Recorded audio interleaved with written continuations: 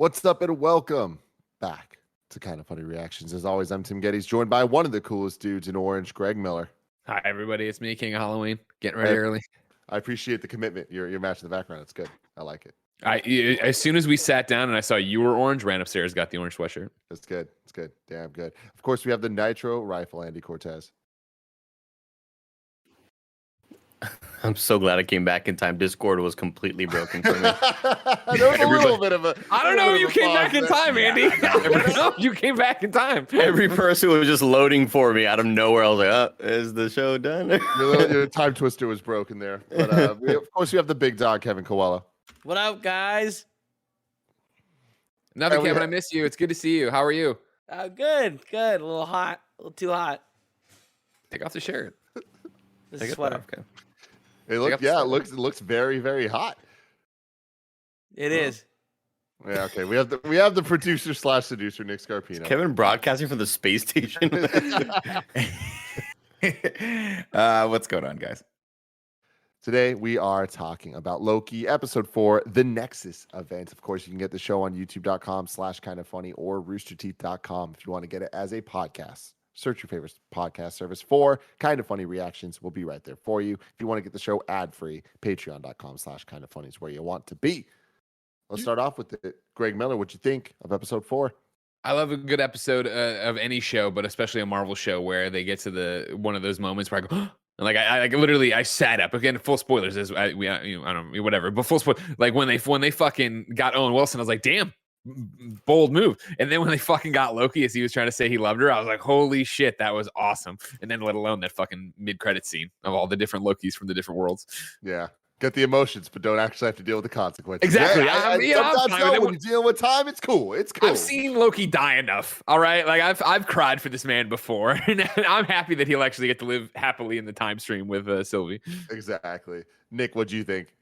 I liked it a lot. I thought this was, I thought a criticism I had last week was, the episode was a little slow and a little kind of meandering, and this one was anything but. It was a lot of action, a lot of people double crossing each other. I was like, I forget the character's name, but the one who's like his boss. I'm like, she's got to be a bad guy, right? So she's too sweet, she's too nice to him, she's too forgiving to be a bad guy. And then kind of going into where we saw the timekeepers, I was like, this is so weird. I'm into it. I love it. Like the big, they're larger than life heads, except I could not understand a word they were saying.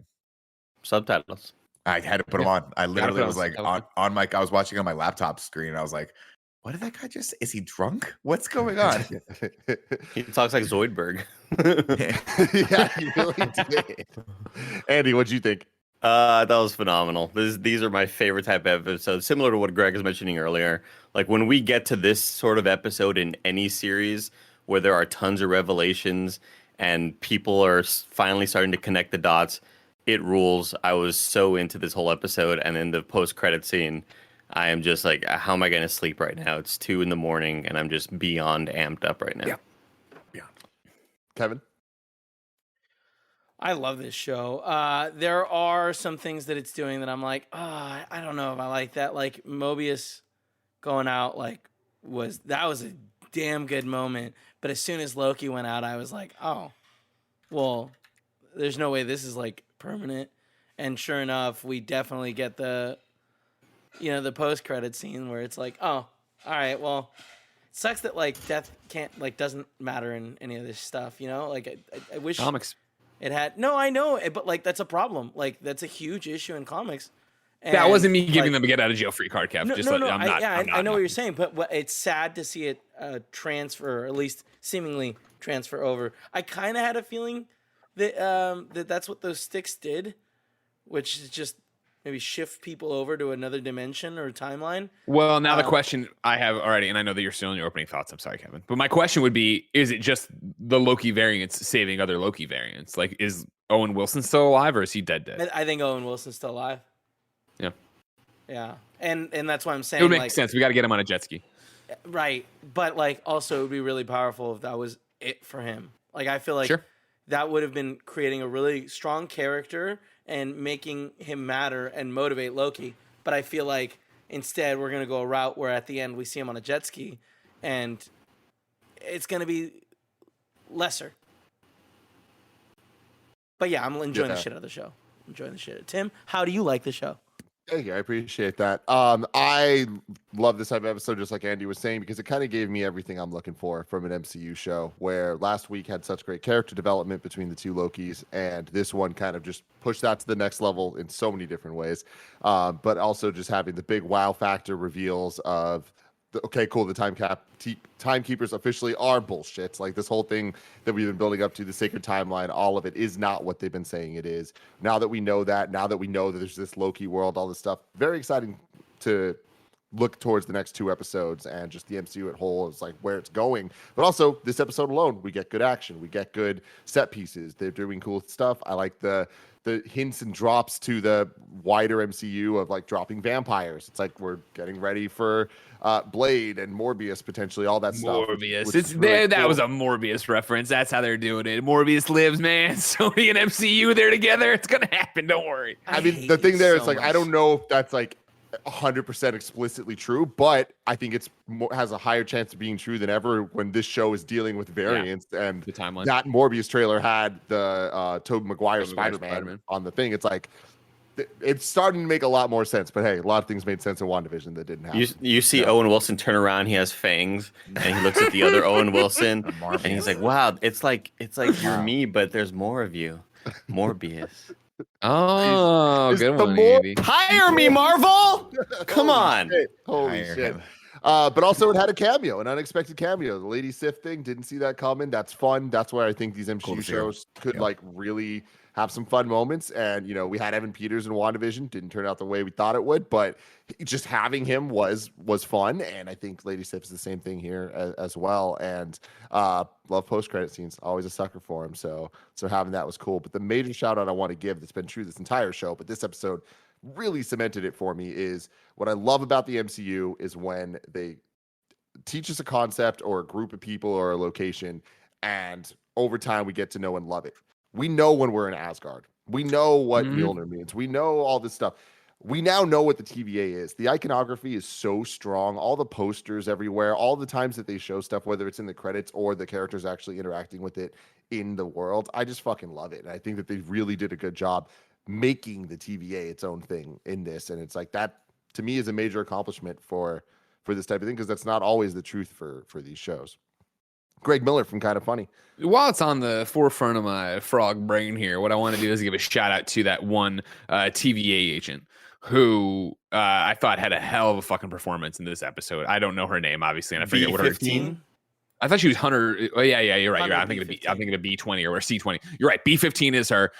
Hell of a performance from her, right? Yeah. With the whole like, you know, the previously on, of course, reminding you that, you know, if she has to give you a memory to do it. And so then when she talks to Owen Wilson, and then when she actually goes in and grabs her, and then when the performance alone in the parking lot at the Hurricane, right?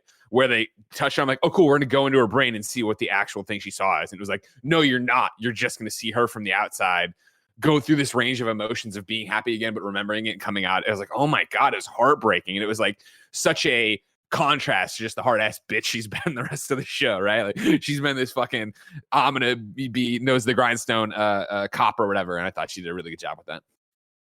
Yeah, totally agree. That was a great performance, great back and forth there. That's one of those where you know, in any sort of dramatic show you're watching where there's sort of high stakes, you're just like, yes, go figure it out. Go find out what's going to happen. Yeah, like, I really want you to figure this out. And yeah, that tearing up scene coupled with the music was fantastic. The soundtrack, I mean, I just love that damn killer. theme. I need to hear like some sort of hip hop beat but to it because it's so good. Yeah, I think overall the episode just kept on it had this really good momentum, and you wanted the characters, you wanted Owen Wilson to get to the bottom of it. Watching that sort of Wizard of Oz moment with the timekeepers was so strange and bizarre, and I the only thing that, like, when Sylvie picks up the timekeeper's head and is like, it just keeps going, like, where does it end? And to me it's like, well, maybe go like look at the rest of the room. Like, don't just stop here. You know, like there's other stuff to go investigate. It chest seems. you can open up. Can you loot anything around that? Yeah. Is there an item you need? Maybe. I do think that's cool because that's a moment of reflection that's similar, like that's happening to us too. Of like, of course, the journey doesn't stop here. Obviously, they thought that was like the end all be all, and suddenly it's like nope, there's something else going on. And I kind of feel like we're there with them at that moment, and I like that sort of stuff. I'm just happy we have 2 more episodes to go from there because this totally could have been the penultimate episode, and then we just have one more just to wrap it up. But it's like, okay, cool. They're making this choice to keep us in the dark, which I am enjoying for the ride. I am starting to worry more and more that rewatches of the show are going to weaken it instead of strengthen it.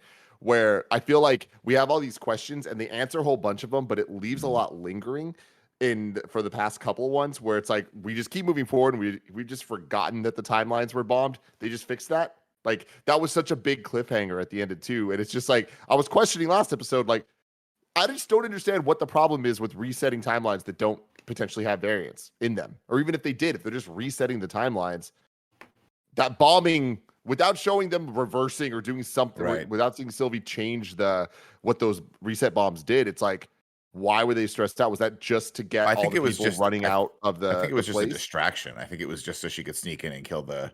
and cause chaos so that she could sneak in and kill the it's just that kind of sucks because then it just feels like that big epic cliffhanger moment was literally just a plot point to get to the next episode to be able to just move on and kind of have a refresh point to jump off of. But with 2 more episodes, like this show's continued to prove like whenever something seems weird, they kind of do eventually address it and make it not weird. Where all the sacred timeline stuff and us trying to pick apart how the logic didn't make sense. It's like, well, it doesn't make sense for a reason because it was all fucking bullshit. So I'm excited to see where that actually ends because they just presented this giant thing of like, but what if this? Oh, it's not that. Okay, it's like, well, then what is it? It better be good and it better make sense. Yeah, what is the end game here? Who is doing this and why are they doing it, right? Yeah. I rewatched the episodes leading into this over the last week, and one thing that I thought was really interesting doing that is the reference of the robots. So the timekeepers being androids or robots or whatever, when they go through the little like security device thing and they supposed to blow up robot thing, it's like that's interesting. They wouldn't have had that line. That like they did that for a reason. So it's like I wonder what that is. I wonder if it works both ways of the timekeepers trying to get out. If it would have killed them, if that was kind of a way to. If the robots somehow gain sentience to turn against their leaders or something. I just felt like those things were like Chuck E. Cheese, like that. Like the band of Chuck E. Cheese, I don't think they were really them, right? Like I think there's this is Wizard of Oz. I think there's a guy behind it all, and maybe it's Ultron. That's the question, and that's when you see like you don't see him. Ultron, you ever heard of him? Remember Age of Ultron? Yeah. There's no strings on me. Great fucking film, Kevin. Maybe you should remember it. You know what I mean? Pinocchio. I'm a Pinocchio. All right. Great fucking film. James Spader. Some would say the best film ever made. Mm-hmm. I'm curious as to how I think her character's name was Ravana. Is that how you say it? The boss. How she fits in all this because when she is, you don't really get much of a reaction from her with the timekeepers being dead there. So you're like, does she know? She must know, right? She's got to know. Yeah. Because we've sort of seen her go up there for a hot second. We've seen them for 1 second. We've never really seen them interact. So it is kind of a red herring where she's telling everyone, she has that great scene where she's like, oh, it's so unnerving to be in front of them, in the best of circumstances, let alone right now. And you're like, is she just full of shit? Is she just pulling everyone's strings? This is going to be cool. I like it. I like not knowing. I like going into the last 2 episodes just being like, I'm befuddled. I am kind of worried though. Real quick, what I want to say about the robot thing is they did say they're androids, not robots, and it's like there is a difference there, and like that's just so a they did fancy look ass like way of saying. Hold on. Let me say this though. The only other variants we know in the MCU right now that have existed, right, where Nebula came in, Thanos came in, Gamora came in from the 2014 timeline and all that, and Nebula, who is an android, came in and was able to fuck shit up because she could have all the information of the other robots and stuff. I don't think all that's a coincidence. That's all I'm saying. This podcast is brought to you by HelloFresh. What is HelloFresh? With HelloFresh, you get fresh, pre-measured ingredients and mouth-watering seasonal recipes delivered right to your door. Skip the trips to the grocery store and count on HelloFresh to make home cooking easy, fun, and affordable. There's something for everyone to enjoy with all recipes designed and tested by professional chefs and nutritional experts to ensure deliciousness and simplicity. Enjoy a wide variety of easy, delicious options for 3 meals a day, plus every snack and special treat in between. with HelloFresh Market. Of course, ladies and gentlemen, I'm Greg. I love to cook, and one of the things that got me started on cooking was these kind of packages, right? HelloFresh sends you the pre-measured ingredients. You get the instructions. You pick ahead of time what sounds good. You don't have to think on the day of. You just go straight down the checklist. You make something good, and you learn how to cook. You learn new methods. That's why I love it. Right now, ladies and gentlemen, you can go to HelloFresh.com/morning14 and use the code morning14 for up to 14 free meals plus free shipping. Again, that's HelloFresh.com/morning14 and use the code morning14 for up to 14 free meals plus free shipping. HelloFresh, America's #1 meal kit. Our next sponsor, why, it's Babbel. This summer, get the most out of your travels abroad by learning the language of the destination you're going to with Babbel, the #1 selling language learning app. From ordering in restaurants or asking for directions to gaining a deeper understanding of the culture, Babbel makes the whole process of learning a new language addictively fun and easy with bite-sized lessons you can actually use in the real world. Babbel is a can't-miss travel essential. I'm not even traveling with it. Instead, Jen's mom from the one and only Quebec coming down here. I've been using Babbel. I signed up for Babbel. I'm gonna see if I can talk to her a little bit more in French than usual because I usually can't, but I've been doing Babbel because unlike the infamous language classes you took in high school, Babbel designs their courses with practical, real-world conversations in mind. Things you'll get to use in everyday life. With Babbel, you can choose from 14 different languages, including Spanish, French, Italian, and German. Babbel's speech recognition technology helps you to improve your pronunciation and accent. Right now, when you purchase a 3-month Babbel subscription, you'll get an additional 3 months for free. That's 6 months for the price of 3. Just go to Babbel.com and use the promo code MORNING. That's BABBEL.com, code MORNING for an extra 3 months. And our final sponsor of the day is Stamps.com. Ladies and gentlemen, are you still going to the post office, still paying full price for postage? Well, thanks to Stamps.com, you don't have to anymore. Mail and ship anytime, anywhere, right from your computer. Send letters, ship packages, and pay less, a lot less, with discounted rates from UPS, USPS, and more. Of course, when we were still in the office, one and only Joey Noel was using this to mail out all sorts of stuff for Patreon. We love Stamps.com. Stamps.com brings the services of the United States Postal Service and UPS right to your computer. It's a must-have for any business, whether you're a small office sending invoices, a side hustle Etsy shop shipping out orders, or just navigating this hybrid work life. Stamps.com can handle it all with ease. Stop wasting time going to the post office and instead go to Stamps.com. There's no risk. And with our promo code, Kinda Funny, all one word, you get a special offer that includes a 4-week trial plus free postage and a digital scale. No long-term commitments or contracts. Just go to Stamps.com, click on the microphone at the top of the homepage, and type in Kinda Funny. That's Stamps.com, promo code Kinda Funny. Stamps.com. Never go to the post office again. I was gonna just say like Android robot. That's just like saying like, do you want to go to Pizza or Starbucks? You know what I mean? Starbucks is just a robot. Let's get a robot right now. I think Greg, technically an Android's supposed Pepsi, to look Coke, like a human. same thing. Yeah, it's usually got sex organs. Yeah. Oh, cool. Yeah. Okay, is that the difference? So one of the. I Where we going with this? I don't think you needed to look in the camera there. The Nexus event that like almost happened when Loki like were what? They're in about to love. kiss? I love it. I love that. I love that Owen Wilson figures it out, and he's like, "What an egomaniac! What a The only narcissist. person- Yeah, what a yeah, it narcissist! was so the only funny. person you could ever fall in love with is a variant of yourself, and I think that's such a cool and fun and great concept. Like, and shout out to this to Tom Hiddleston and Sylvie. They just have really good chemistry together, and you believe it, Yeah. even though it's kind of twisted in a way, but it's perfect for Loki. Yeah, because you got to assume there's a lot of like incest happening up there in Asgard. In right? Asgard. Like, Oh my god, they don't call it if you Asgard wanna- for nothing. If you want to bang yourself, go for it. Is that just masturbation at that point? It's not like going to be, they Self-love. won't be, Self-love. they're not the Self-love. same though, right? Like, I mean, they're not going to have the same DNA. I think they can have their own backstories and whatever, and the variant, obviously, of how they got there or whatever. Yeah. Hmm. Kev, can you bring up the image of the post-credit scene here? Sure can, my guy. Lot No, of that's not interesting it. stuff That's going not it. on. Hold on. There it is. That's it right there. So yeah, this is kind of a banger post-credit Awesome. end here. Looks like they're in a New York that did not go the way that it did in the movies that we're familiar with after the Battle of Avengers. But we have 4 Loki variants here. We have what was credited in the credits as boastful Loki on the left, the guy with the hammer. He is played by Deboya O'Pare, who is the house guard in Dorne in Game of Thrones. Oh, Dorne! Oh. Then we have Kid Loki in the front, who eventually in the comics joins the Young Avengers. So there's the continuation of the young kids being introduced in all 3 MCU shows so far. Cool. Played by Jack Veal, who's previously seen as Little James from Netflix's The End of the Fucking World.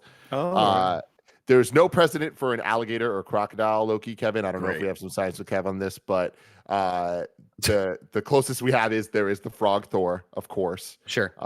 As voice acted by myself in Lego Superheroes 2. That's Yeah, of right. course. The best. Someone say the best interpretation of Frog Thor. Hey man, I haven't heard another one. So Vocal. Yeah. then of course on the right we have Richard E. Grant in the classic comic Loki outfit. I fucking love this decision. How stupid and perfect. Yeah. But what the hell's going on? Are they dropping them in an apocalypse land that's about to die to just kill them all off? Is this, like Greg was saying, Loki is pulling the string somehow, a different Loki, and like making this all happen? I don't know, but I'm interested. I think it's the League of Lokis. I think one Loki started figuring it out and then was able to start saving Lokis and building an army here. Why was there haste in there? We have to go quickly. I think it's because you just kind of nailed it, right? They know they can hide in the extermination events. So great, we saved you and you're here. We got to get out of here before this thing gets destroyed. Interesting. I thought the kids, I thought that was just like his pet alligator, and he was like, I'm going to dress him up to look like me. What does it look like me? But I want to just give a shout out to Richard E. Grant because he's been in a lot of great things, not the least of which was he was just in a movie with Melissa McCarthy called Can You Ever Forgive Me, which is great. But he was also in Hudson Hawk. He was the bad guy in Hudson Hawk, which if you've ever seen that movie, it's so ridiculous. I forgot to say this at the top, but my favorite thing was like 5 minutes into this episode, Owen Wilson saying how in the most convincing. Like I tweeted this, but I'm in my headcanon, how is just a variant of wow. It is. Yeah. It is. Nice. It's all the same. Yeah. He was really good in this episode too. I know we touched on it in a second, but him and Loki's back and forth and yelling at each other, or not yelling, but I mean, heated conversations in the interrogation room I thought were great. And then when he goes to get him and bring him out, I thought was cool too. I just feel like we don't have an Agent Coulson in the world anymore, because Greg Clark's just not really around anymore. I feel like can we just plug Owen Wilson back into the MCU? Can he just be in every movie? It's like hey guys, like Marvel, you don't got to explain it. We'll never notice it. We'll be cool. Everyone can be cool. There's no need to explain it. Just throw it in there. We're not going to try to break down the lore, Nick. We're not going to try to find any plot holes. Like, just put him in. We'll forget about it. It's okay. I need a Paul Rudd, Owen Wilson scene in every movie. I need that. Well, I mean, that's actually a really good point too, is we know that the most we've ever dealt with time really besides Avengers is Ant-Man, right? So it's like we know that Kang the Conqueror is going to be in Ant-Man 3, and with them all facing off stuff, I wouldn't be surprised. Like another totally potential theory that's just becoming more and more of a potential in this show is the TVA is in the quantum realm, like is in that little city that was in the background, or not is the little city that we saw in the background of Ant-Man and the Wasp 2. Oh, so cool. That could be. There's been lots of TikToks about that, of them freeze framing, zooming in on the city, then coming back here. The whole time works differently down here. Conversation that has been said so many times in Ant-Man and the Wasp, and then is said by Owen Wilson in the show. So that could be really, really interesting. Was there any credence given to the I think one of you guys sent me a clip of a kid's the theory that Loki stole one of the time stones, and that's why he could reverse that building. That was Kevin. No, sent me last week. There wasn't. It seems that's too bad. That would have been cool. Yeah, I thought that was going to be a really cool explanation for why he was just chilling the whole time, because he's like, I got a time stone, I can just roll this back whenever I want.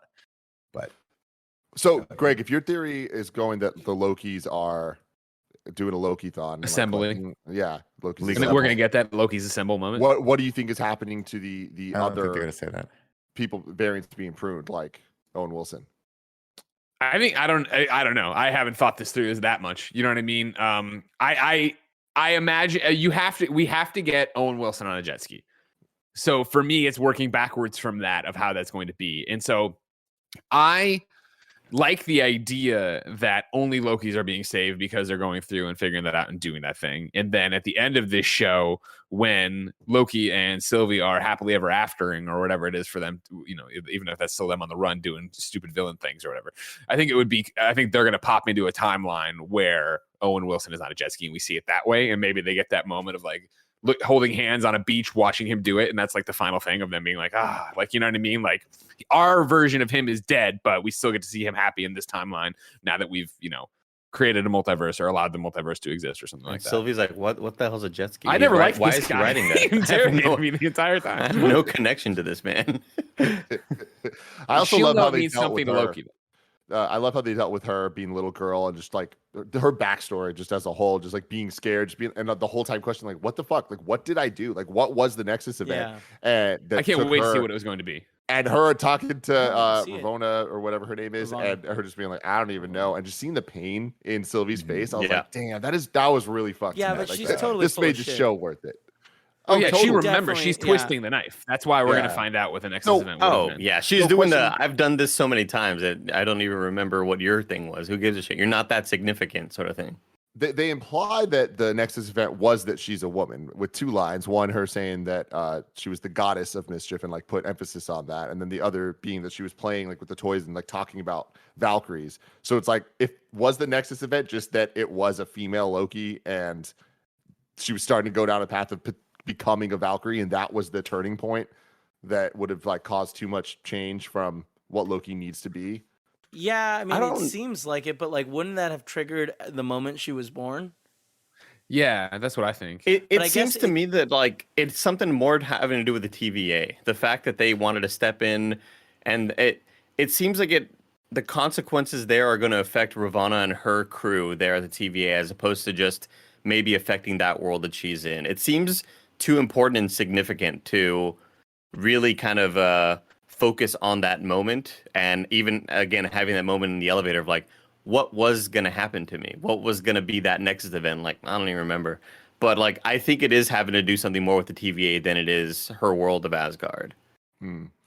And I do want to That's a say, good Andy, point, you actually. said a second ago, shout out to the music in this, like throughout the entire series, but this episode specifically, I love that it starts off with like Asgardian sounding stuff. And I was like, oh, fuck, we're about to see Asgard. And then we did. And I'm like, God damn it, MCU's finally hit a point that there's like identity to the motifs and shit, like across the board. So shout out to you, MCU. You finally did it. You finally They're did it. doing okay. Yeah, they're doing all right. They're doing all right. Out. Let us know in the comments below what you thought about episode 4, the Nexus event of Loki. We will be back the following 2 weeks with more reactions for episodes 5 and 6. And then we're going to do Loki in review, because that's how we do it here in the MCU in review, baby. Till next time, love you guys.